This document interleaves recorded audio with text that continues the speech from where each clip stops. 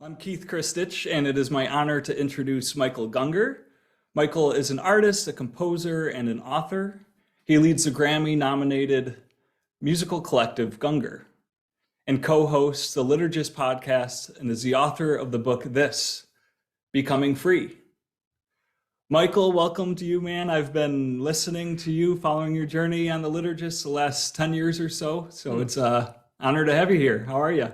I'm honored to be here. Thanks. I'm great. It's been as you know, a bit of a chaotic time, even trying to get this locked in time wise. But really glad that we're here. Yeah. Well, glad to hear that.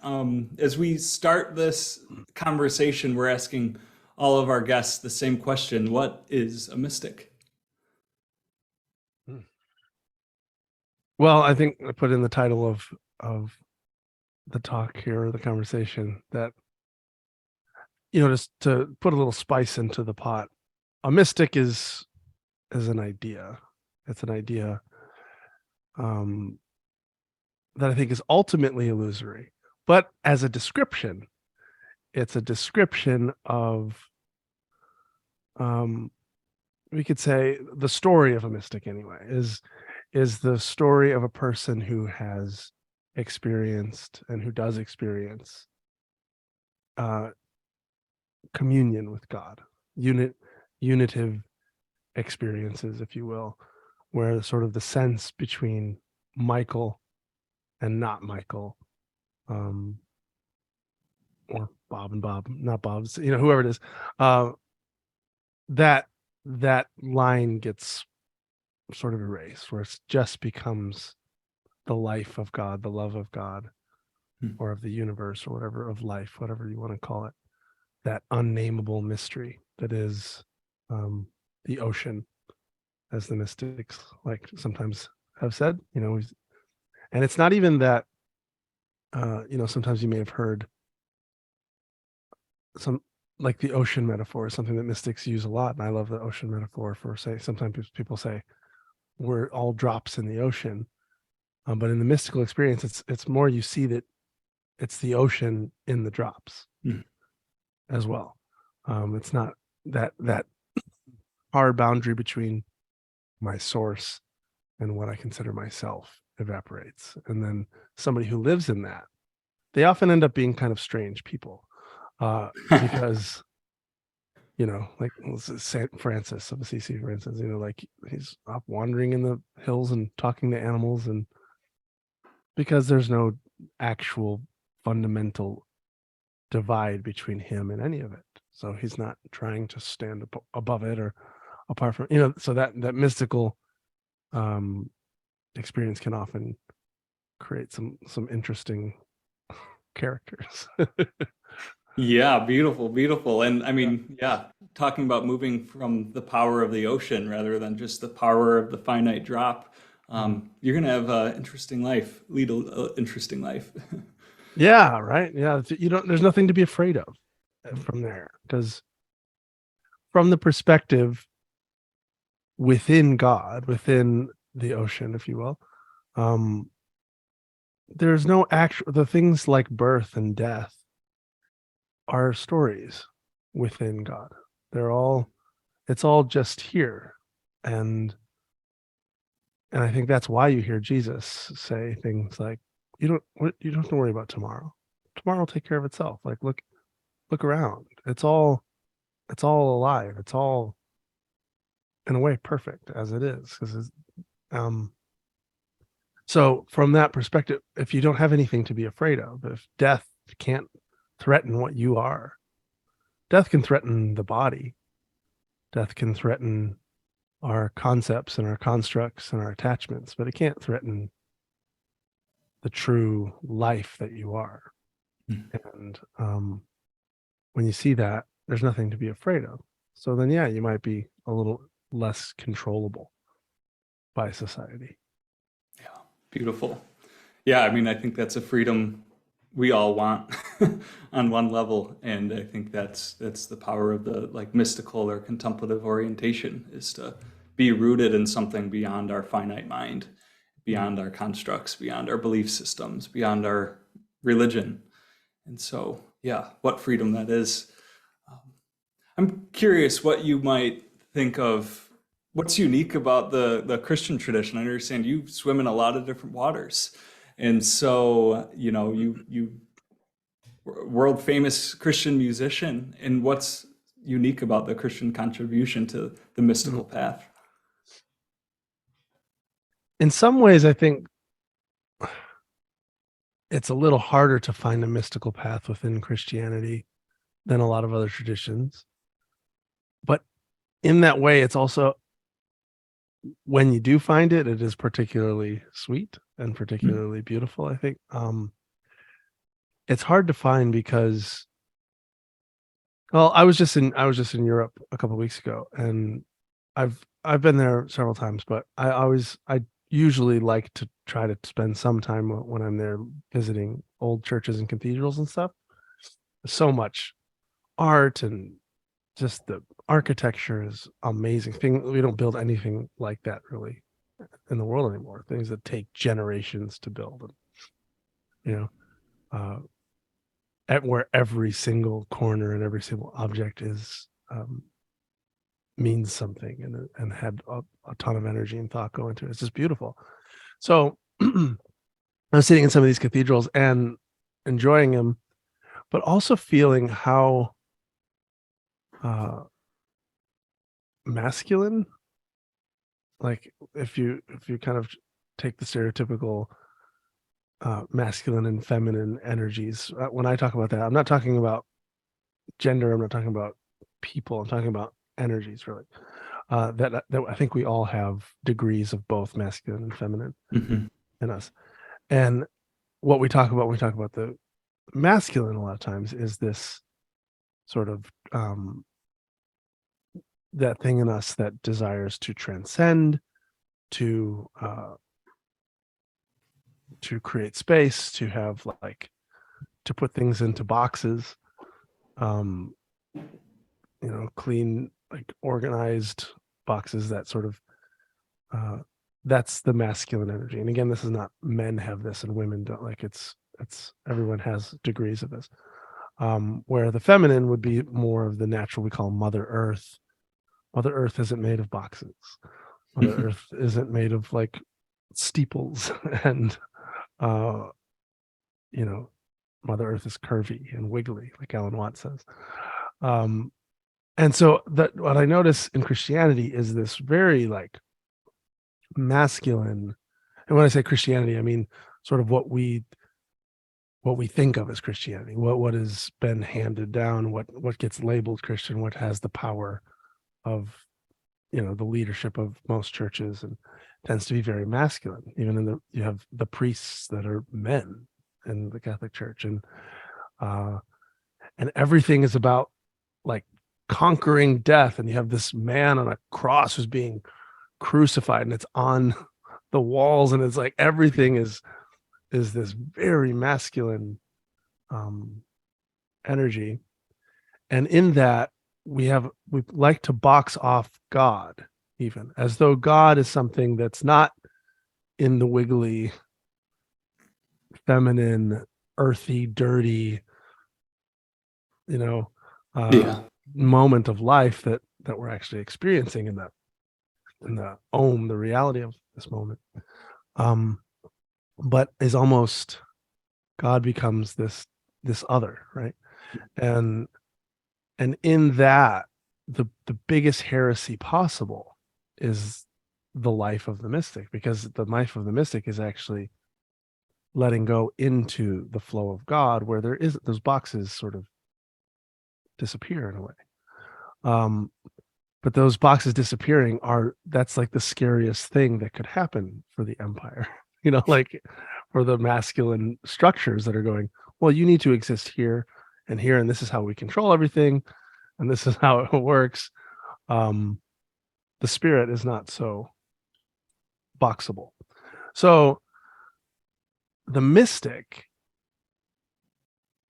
I think the nice thing is you don't have to, when you're in the mystical flow, the masculine belongs too. It's not like you have to crush and destroy all the cathedrals and all the religions and whatever. It's part of Mother, It's still it's all goes together.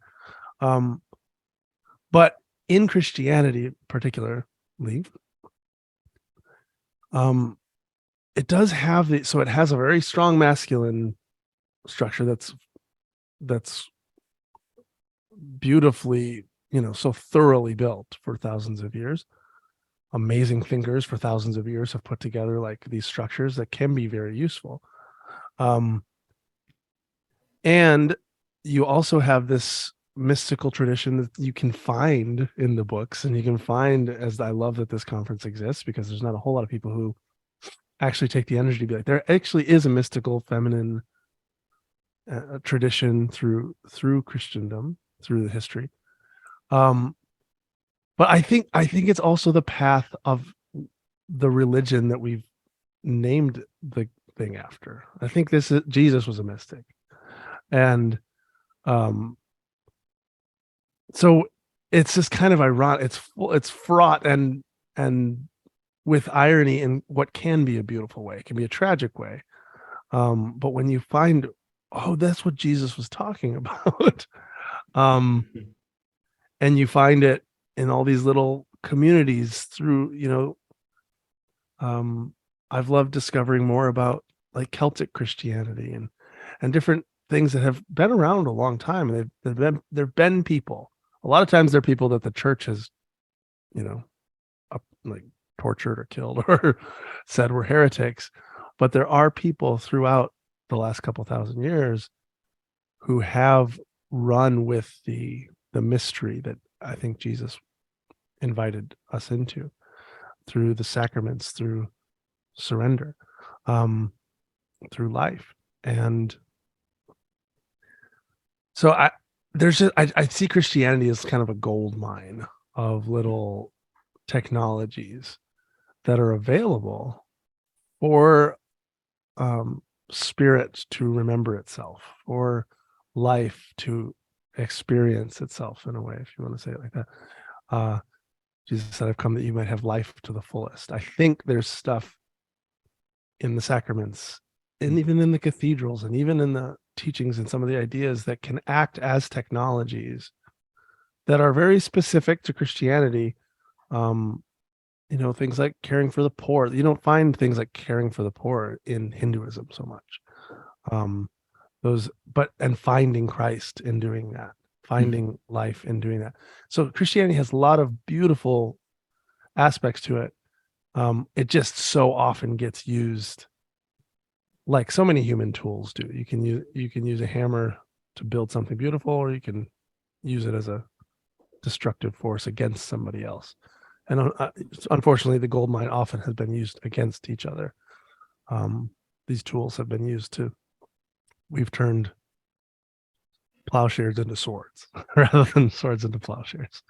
Right. Yeah. Beautiful. I love that. And it feels like the mystical invitation, or the invitation into, you talked about like merging into that spirit, like it's to become a full human. To be a mystic is to become a full human. The integration of the feminine, the integration of the masculine and the feminine, and because that's what God is in one sense. And so, the image that's coming to mind is a tree, like the sturdy strength of a tree, that sort of masculine energy, if we call it that, and then the roots, the like down grounded presence that we don't see as much. And so I think that the holism of a tree is to know that there's a reality that we don't see. And in Christianity, there's a deep reality that we don't see when we only look at the patriarchal church, man-driven churches. And so, yeah, what tools, I guess, would you point to help us like dig into those roots, whether that's tapping into the divine feminine or a proper masculine, or to open to that mystical dimension? Well, I think the sacraments, first of all, can be an amazing invitation into life and to union with the divine, where you have something where you say like, okay, this is not just a wafer. This is the body of Christ. And this is not just wine. This is the blood of Christ. It's strange sounding. But I think there's something in that, or like how when they'll adore it, they'll sit there, people will like okay, there's something about this specific. Let's put a little box. Let's put a patriarchal box around this mother, around this living thing here, in order to like be present with it and kind of practice with it, because it's easier to find Christ somewhere, like in a box where we're not worried about a lot of the environment's been controlled, so it's quiet, there's nice music playing, it's dark, I can be quiet and like really try to focus on this moment. That's a little easier, if you will. That's like training wheels, than to find Christ in the face of someone who's spitting at your face and nailing your hands to a cross. That's all. That's like advanced. You know what I mean? When that Father, forgive them, they don't know what they're doing, and finding the perfection of a moment where you're being nailed to a cross is a pretty advanced level of mystic, of union. You know what I mean? It's like, it's the sacraments though. I see them almost like they can be practices where it's a controlled environment in a way. It's an easy place to start, where we're all just quiet and here in the service of love and of each other. Oh, I can find the livingness of this moment here. But I think that's got to spread into the entirety of life. Otherwise, we're kind of missing it. It's the yeast into the dough.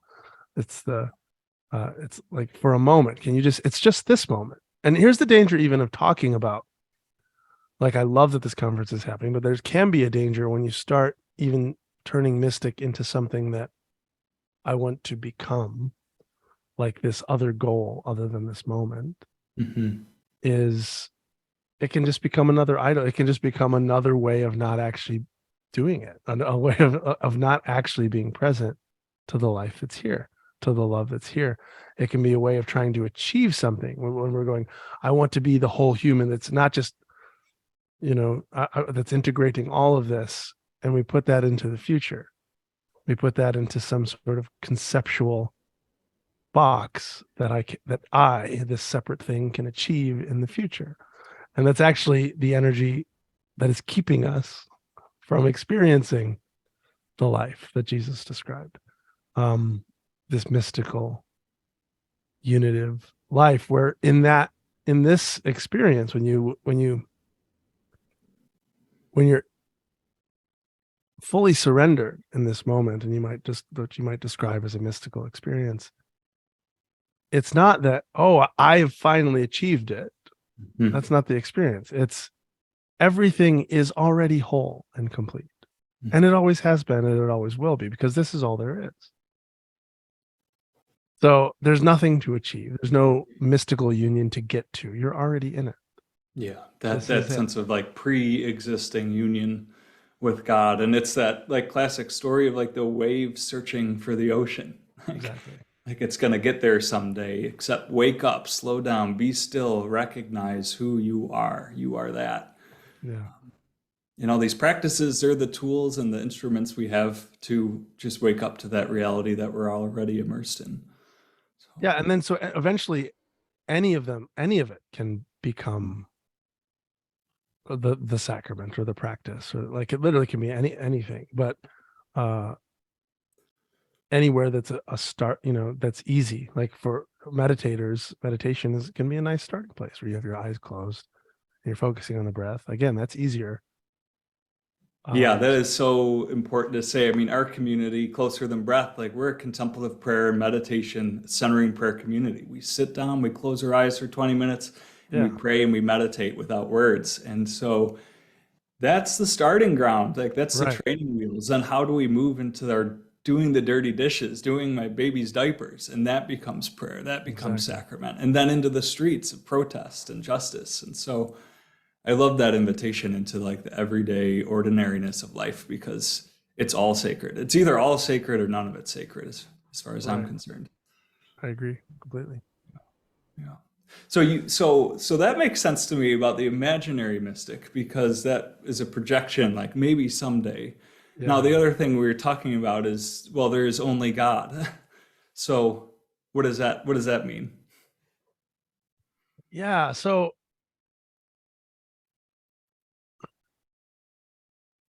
I don't always use the word God. I mean, I'd say most of the time, it's just, God is such a fraught word. It's been used so politically. It's been used with so much shame and so many uh, attached to so many different like groups and their power versus these people. So it's hard to like speak of cleanly. So a lot of times I don't even use the word God, but I still love the word God because that's what I grew up with as sort of the pointer to the infinite mystery.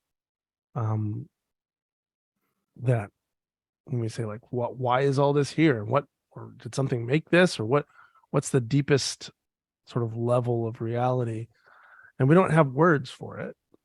Other than God is kind of the word that we've come up with, but we all fight about what it means and who that would be. And um,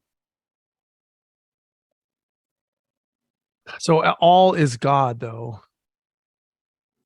I remember I grew up in my dad was a pastor, and I grew up in Christian school, and I remember like learning about pantheism and learning about how some people would say that everything is God, and we would laugh. We would like they think like a rock is God, and from the level that we were coming from, where everything obviously is everything is like obviously separate from God, and then God is bigger than a rock. How silly and almost and blasphemous to be like this big God is a small rock, and it's like that is the completely missing the point. Um, it's not that God, um, big God, we're missing out on big God because we're finding little rock. It's actually like, what is the little rock? When you get down to it and you're like, okay, we have a stone. You zoom up, if we zoom up with a microscope into this stone, what do you find? You find like these little moving alive things, like on an atomic level, everything's alive. Mm-hmm. You know, you can when you get down small enough, and then you break those down even farther, and it gets weirder and weirder the farther down you go. Like the atom breaks up into subatomic particles, and you go like, what's the atom? Is it a thing? And they're like, well, no, it's almost entirely empty space, but there's like these little somethings in there. Okay. You go, and what are those little somethings? Are those things? Are they like, no, they're not actually things. They're sort of like, we're eventually like, what's like collapsing probability waves of strings, like of possible observed energy. It gets so weird the farther down you go. Um, as you say, what is this rock? It's not a thing is a thing in our brain. It's like this dancing infinite mystery of you know um and it's not actually disconnected from anything else. Mm-hmm. That is the same field as everything. So you're like saying God, it's kind of literal. It's like there is only the one thing happening. The and you can call it whatever you want. But it's not, if you cut off, if you said let's cut off God from the rock, does the rock exist anymore? Well, by what? By its own power? Like, what is that power not somehow part of the Right, uh, right, right. yeah, Yeah. so all is God is recognizing that what I think of myself, those boxes that I use, that the human mind has and again, this is not to like dismiss the boxes. The boxes can be very useful. That making distinctions between my hand and the rock is very useful, because I can crush the rock with a hammer, and it has a very different, it plays out very differently than if I crush my hand with a Mm. hammer for this body. So those distinctions, the way we make distinctions is great, but for great for what we're trying to do. They're great tools. But when we believe them to be true, when we believe those boxes in our minds to be how reality actually is, what tends to happen is the violence that we see in the world, is the fundamental feeling of like, well, I need that stuff, and I want it. I got to take it from you. So now everything is a threat to me because I'm only this box. And so this box needs all the resources that it can get, and it needs to last as long as it can possibly last. That's the ego. Mm. And so that is inherently violent towards everything else. It's like everything else is a threat or a resource. Rather than, if he's from the mystical point of view, everything is God. Everything is love. Everything is me in a way. Everything is, there's nothing to be afraid of or to take or to get. There's just this, the life, the home. Yeah. Brilliant. Brilliant. I love it. I love it. And I mean, because I have different voices in my head as you say that, because the voice of heresy comes up like, oh, it's heretical to think a rock is God. But from the mystical mind, it's like heretical to think that the rock or that we aren't God. Yes. That in some way I have an independent existence separate Yes. from God. That's heresy. And so to recognize our union, my union, your union, the rock's union with God as an expression, a manifestation, that's the truth. That's the mystical truth. It's the narcissism that we hide with our apparent piety or humility of like, well, but no, that's God. It's just lowly me. In saying no, I'm separate from God. It's cosmic narcissism on a level that's hardly imaginable, because it's like I have my own being that's like different than everybody else's. So it really is trying to become your own God by saying I'm separate. Is like, it is that satanic in the Garden of Eden story, like that fall from heaven, going like, no, I want to be my own God. The leaving heaven, the leaving God in order to try. That's the ego. That's the nature of what looks like the most pious, like, oh, but no, I'm not God. And this is not God. God is God. And that's like how we dress it up to make it seem like really like humble. Mm-hmm. It's not, it's the opposite of humility. It's the most narcissistic, egocentric pride possible. Yeah, fascinating. A totally upside down worldview from so many perspectives. Yeah, I guess I'm thinking about how like Teresa of Avila, the Spanish mystic, says like, their God has no hands but yours. Mm-hmm. We have this image from the body, or from the Bible, being the body of Christ. Like, you are the body of Christ, and so it's this complete connection. Like, God has no body, but here we are. Mm-hmm. The earth, our cell phones, the rocks, our bodies to serve. So it just trips me up when I think of how often the call of heresy gets connected with mysticism, because it's just the flip side of it. Well, but again, I just had a discussion with a woman recently about hell, who she was really afraid about hell. And I was like, okay, well, what's more likely? Like, because what she loves about Christianity is like the love of Jesus, and what she heard about love, and what she feels about love, and the loving God. I was like, that a loving father is it more likely that a loving father, like you're a mother, like is there anything your kids could do that would ever make you like, all right, that's enough. You're done. I'm done with you forever. Yet alone like torturing them forever in a lake of fire. We don't even have to go that far with it. Like, you don't even have to. That's insane. But just to be like, I'm done. And she's like, no, there's nothing my kids could ever do to like make me be like, I'm just done as your mother. You're off forever. So what's more likely, that that's true, or let's say now let's like viewing, so that would be viewing it from the perspective of the parent, the loving God, or now view it from the perspective of somebody who's trying to establish some control in the world through a religion. And if you need people to believe a very specific certain kind of way, and you need some sort of, what's the scariest thing that you could use to control them and their behavior and their thoughts and actions? Well, of course, it's like, if you can be like, if you could get people to believe, if you don't believe this, you're going to be tortured forever and separate from God, that's a hell of a stick, for a carrot and a stick scenario to like create some control in the world.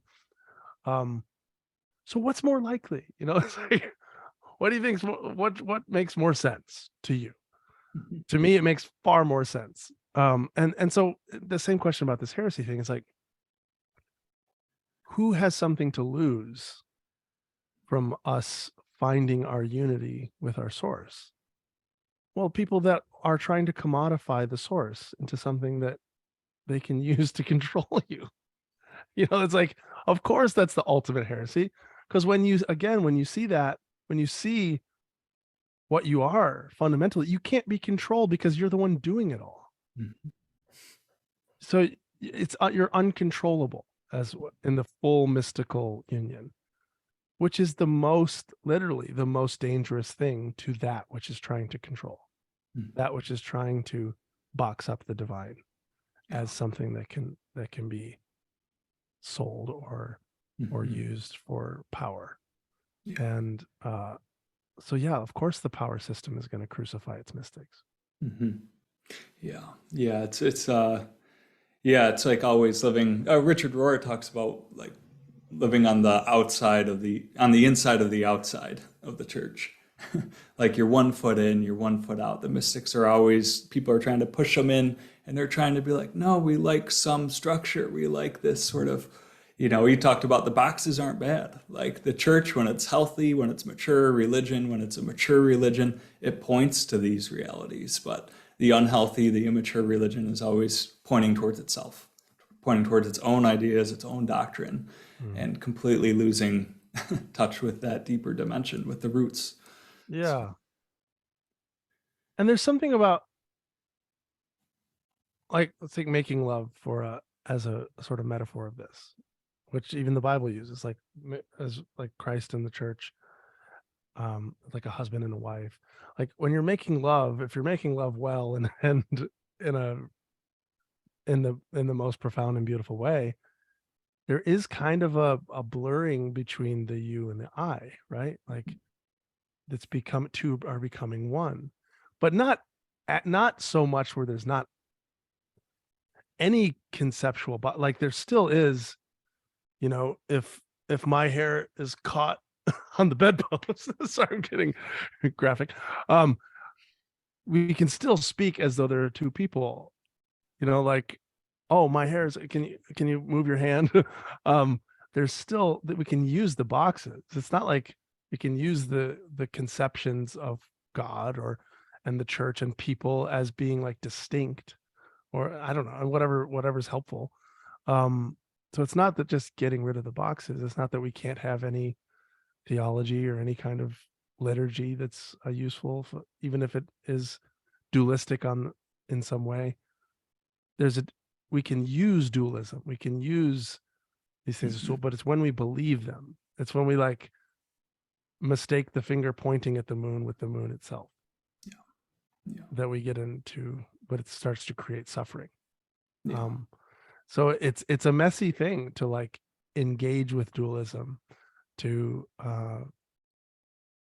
for God to say let there be is messy.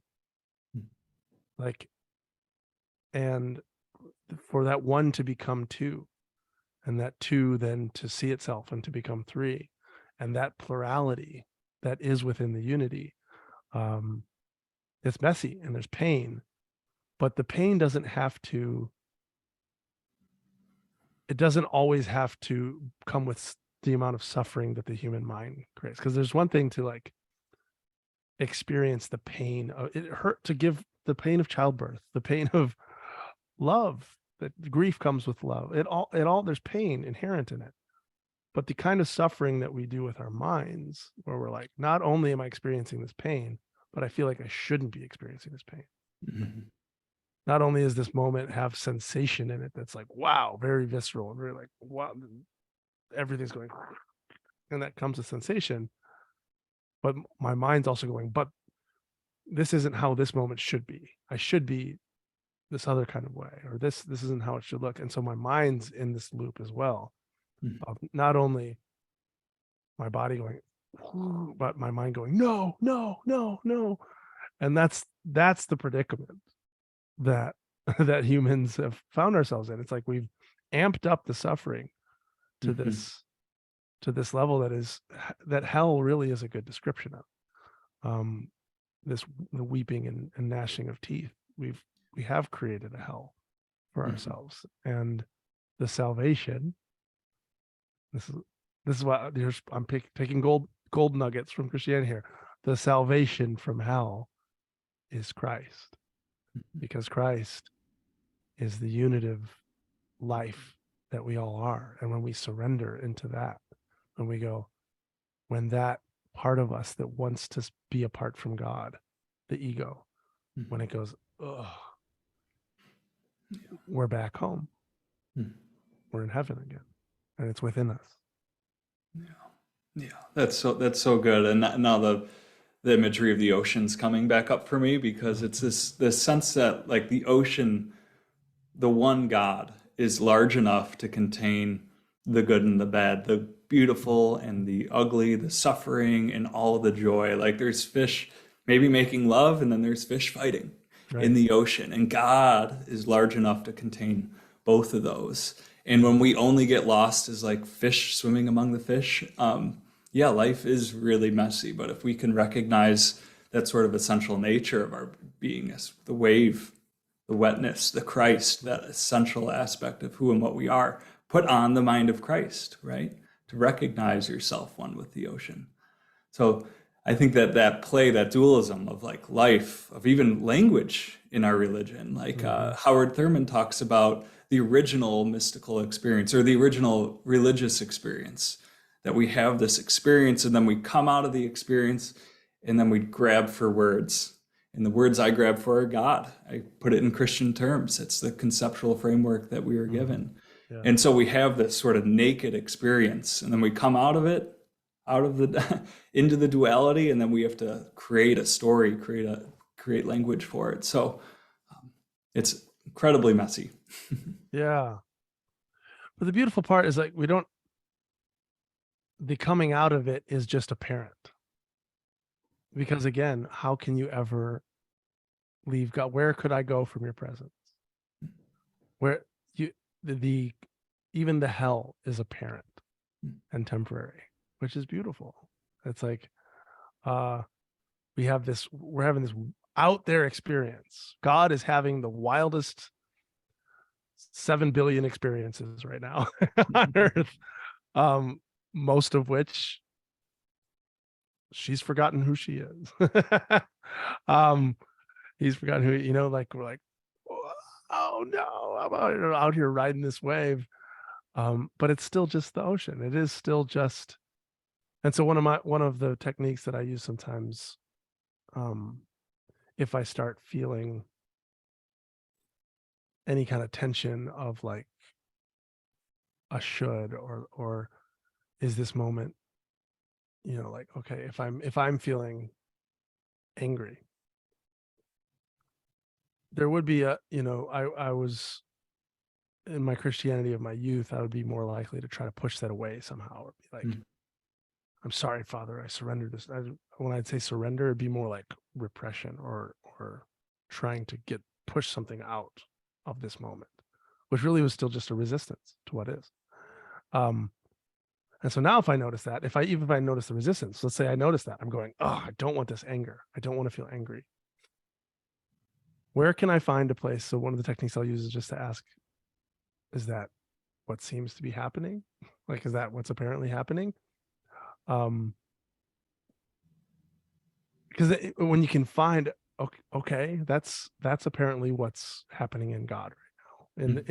In the ocean, the wave is going, no, I want to be out of the ocean, or whatever. It's like trying to escape, but it's still just the ocean doing that. So is whatever is happening, including the resistance to what's happening, where can I find kind of the edge of it to say yes to?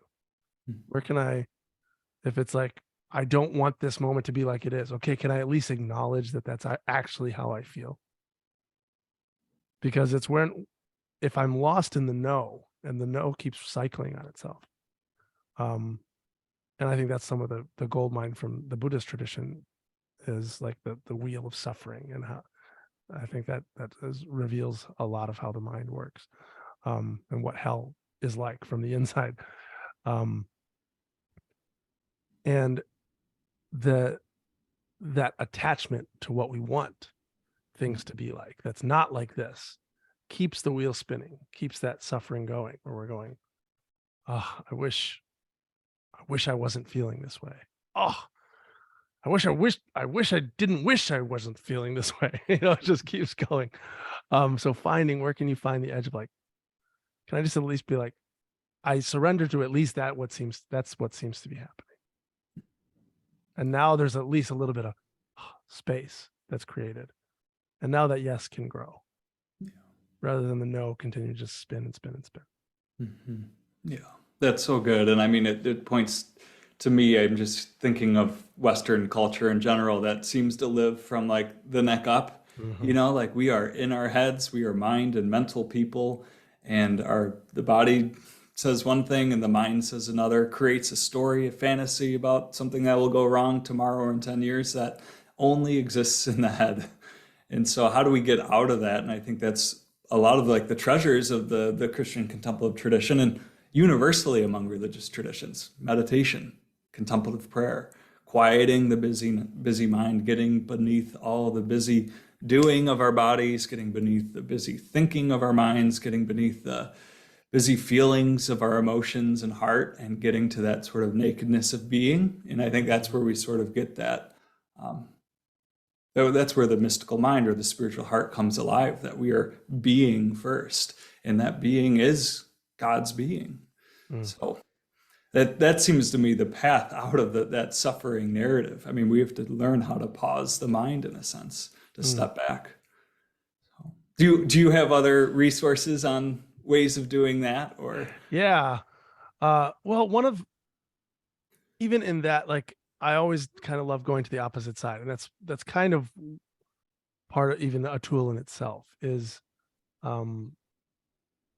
like there's this thing called the Sedona method that I love and I use a lot. And even that, this is just apparently what's happening, is a question that I heard the author of that book use before. But going to the opposite, so even like the Buddhist thing that we're kind of talking about, of like becoming mindful and watching, there can be this way of, we're still trying to escape the suffering, even in that, but I'm like, oh, I'm trying to look at it and accept it. There can still be this under desire that you're still trying to transcend it, which is that masculine thing, which again is not bad, but that's a lot. The big religions tend to move to that masculine thing. But I love in Christianity, within it, again, you have to kind of like find this, but there is this particularly feminine, almost Mary-esque invitation that you can find within it, within its practices, within its history, within the women and the the Teresa of Avila's, and like the mothers of Christianity that have passed down so much wisdom. This invitation to the messiness of life, even within Christ's words, you'll find me in the sick, in prison, the dying. That invitation into it, rather than trying to transcend it. So we go, okay, suffering. There's all this suffering. I love pray, like being silent, following my breath, getting some space. But sometimes it's also good, or good is not a word I prefer to use, but to dive right into it. Like, rather than being like, oh, I'm feeling angry. Rather than, okay, I'm just going to take a breath and try to get away from that anger. Actually moving into it. Like, how angry can I let myself feel? Like, really, like, the full brunt of it.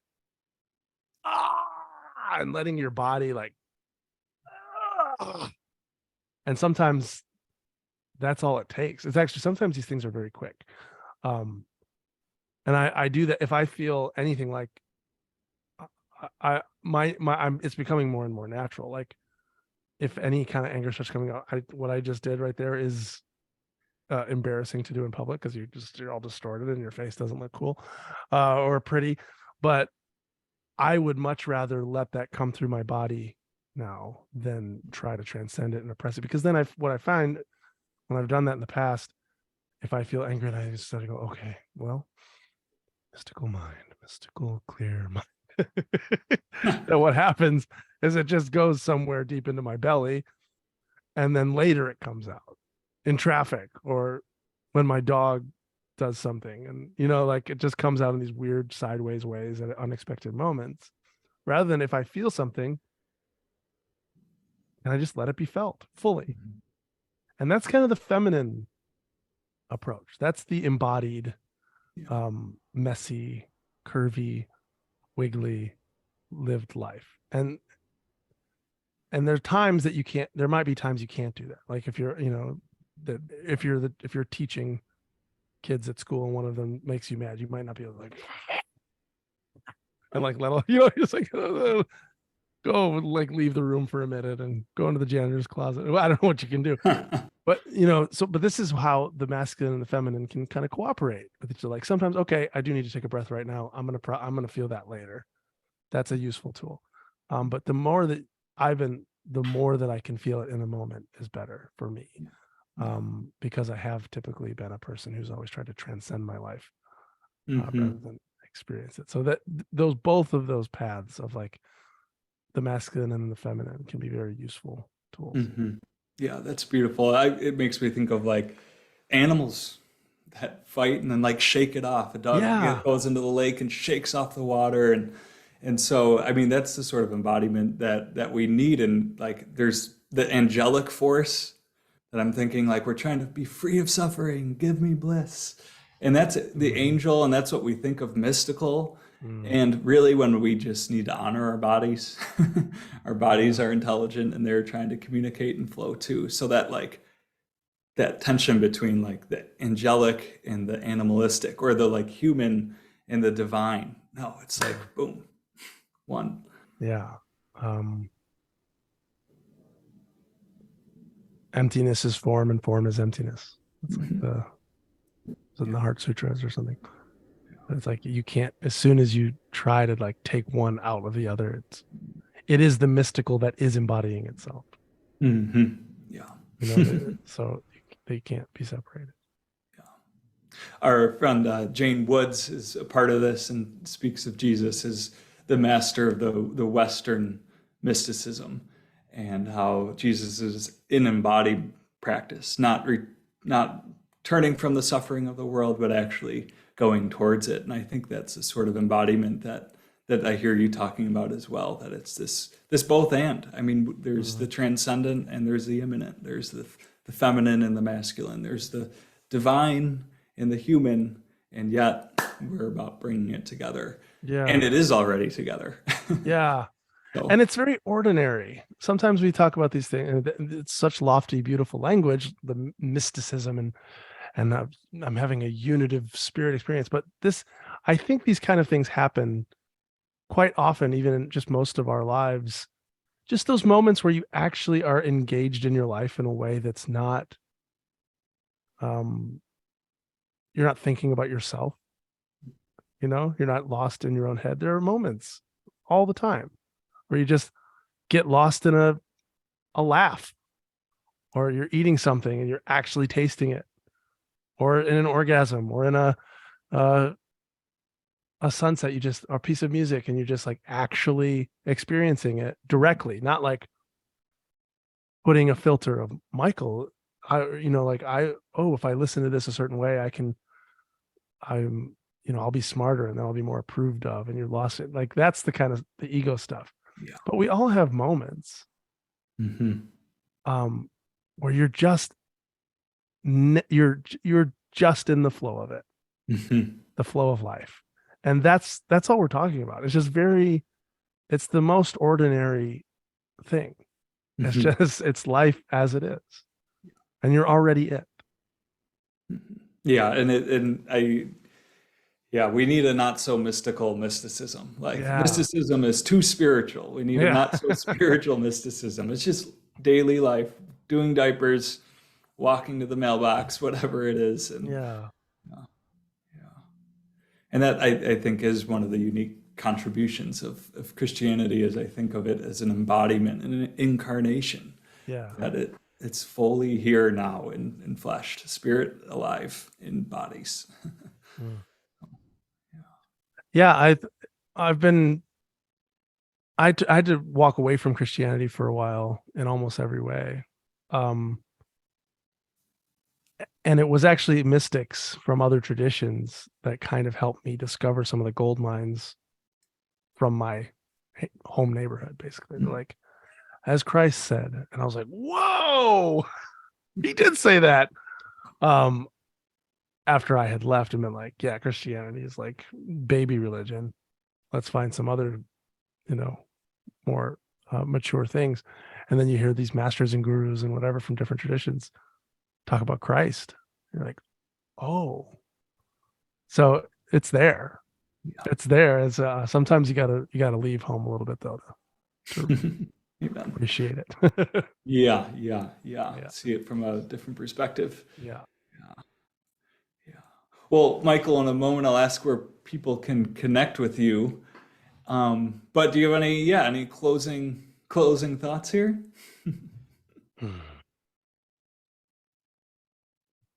I mean, I guess just going back to